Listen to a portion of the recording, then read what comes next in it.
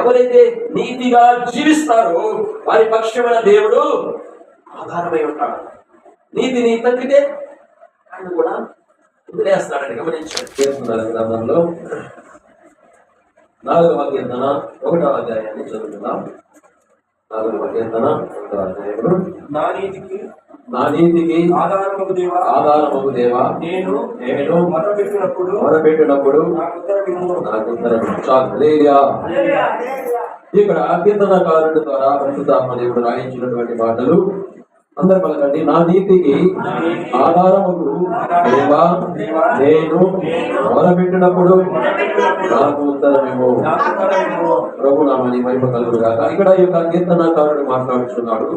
నా నీతికి ఆధారముకు దేవా, నా నీతికి ఆధారముకు దేవా నేను మొరపెట్టినప్పుడు నాకు ఉత్తరమేమో, సహాయము చేయము ప్రభువా అని ప్రార్థన చేస్తున్నాడు. ఎందుకని అలా చేస్తున్నాడు గమనించండి. ఇంకా 3వ అధ్యాయము 5వ వచనంలో ఉన్నది, యెహోవా నాకు ఆధారం కావున నేను పట్టుకొని నిద్రపోయి మేలుకొందును. 10,000 మంది దండెత్తి నా మీదకి వచ్చి మోహరించును, నేను భయపడను. ఇక్కడ అంటూ ఉన్నాడు, మొదటిగా నా నీతికి ఆధారముకు దేవా, నా నీతికి ఆధారముకు దేవా నేను మొరపెట్టగా నాకు సహాయం చేయమని అడుగుచూ ఉన్నాడు. నా నీతికి ఆధారముకు దేవా అంటే దావీదు నీతిగా జీవిస్తూ ఉన్నాడు. దావీదు దేవుణ్ణి ఎరిగిన వాడు, దేవుణ్ణి నమ్ముకున్నటువంటి వాడు, దేవుని ఆజ్ఞలు కట్టడలన్నీ అనుసరించుచూ ఉన్నటువంటి వాడు. అందుని బట్టి అంటున్నాడు, నా నీతికి ఆధారమై ఉన్నదేవా నాకు ఉత్తరము సమాధానం కలగచేయి, సహాయం చేయమని దేవుణ్ణి అడుగుతూ ఉన్నాడు. పైన వచనములు యెహోవా నాకు ఆధారం ఏమంటున్నాడు, యెహోవా నాకు ఆధారమై ఉన్నాడు. నా నీతికి ఆధారమై ఉన్నదేవా అంటే రోజు ఈ సమయంలో ఏం చెప్తూ ఉన్నాడంటే మన అంశం ఏమిటంటే ఆధారము. ఎవరి మీద నువ్వు ఆధారపడుతూ ఉన్నావు? ఇక్కడ దావీదు దేవుని మీద ఆధారపడి జీవించినటువంటి వ్యక్తి. దేవుని ఆధారం చేసుకొని ఈ లోకంలో దేనిని కూడా ఆధారం చేసుకొనక పూర్తిగా దేవుడి మీదనే ఆధారపడి జీవిస్తున్నటువంటి వ్యక్తి. అయితే అంటున్నాడు, నా నీతికి ఆధారమై ఉన్న దేవా అంటూ ఉన్నాడు. అంటే నీతిగా జీవిస్తే దేవుడు ఆధారమై ఉంటాడని అర్థం. హల్లెలూయా.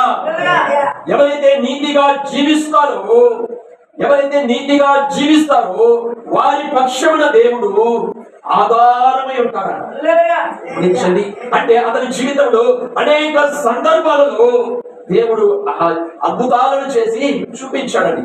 నీతిగా జీవిస్తూ ఉన్నాడు, దేవుడు ఆరాధిస్తూ ఉన్నాడు, దేవుని గడపరుస్తూ ఉన్నాడు, నీతి తప్పకుండా జీవిస్తున్నటువంటి అతని జీవితంలో ఎన్నెన్నో వచ్చాయి, కొంత కష్టాలు బాధలు ఎన్నెన్నో వచ్చినప్పటికీ కూడా దేవుడు ఆధారమై ఉండి ఆయన పక్షమున అద్భుతాలు చేస్తూ ఉన్నాడు.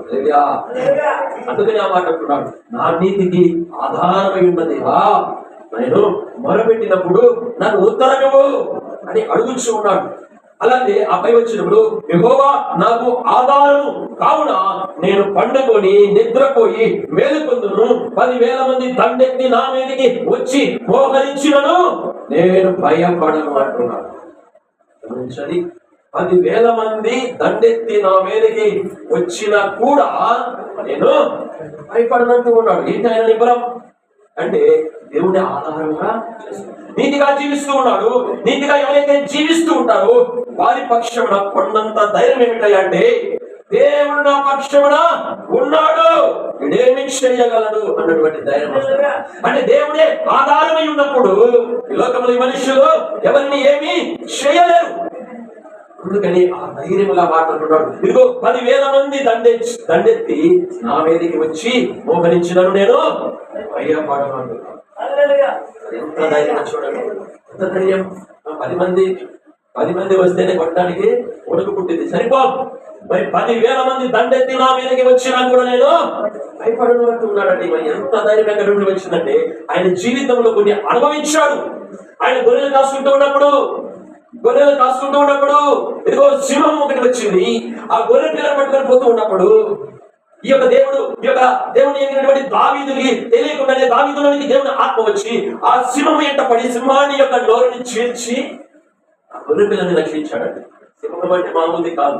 తనంత బలము సింహం అంటే అడవిలో ఏ జంతువు కూడదు, అడవిలో అది గొప్ప రాజుగా ఉండి పరిపాలన చేస్తాడు. అటువంటిది ఈ దావీదు ఆ సింహమును పట్టుకొని ఆ గొర్రె ఆ సింహము నోరుని తెరచి ఆ యొక్క గొర్రెని రక్షించాడు అనమాట. అవన్నీ అతని జీవితంలో జరిగే అనేక సందర్భాలలో దేవుడు అతని పక్షమున దేవుడే ఆధారముగా ఉన్నాడని గ్రహించాడు. నా పక్షమున దేవుడు ఉన్నాడు అని గ్రహించి జీవిస్తున్నటువంటి వ్యక్తి. అందుకని ఈ మాటలు అంటూ ఉన్నాడు, 10,000 మంది దండెత్తి నా వేదికి వచ్చినా కూడా నేను భయపడను, యెహోవా నాకు ఆధారమై ఉన్నాడు. గమనించుదా అంటూ ఉన్నాడు, నా నీతికి ఆధారము దేవా. అంటే ఎవరైతే నీతిగా జీవిస్తారో వారి పక్షమైన దేవుడు ఆధారమై ఉంటాడు. నీతిని తగ్గితే ఆయన కూడా వదిలేస్తాడని గమనించండి.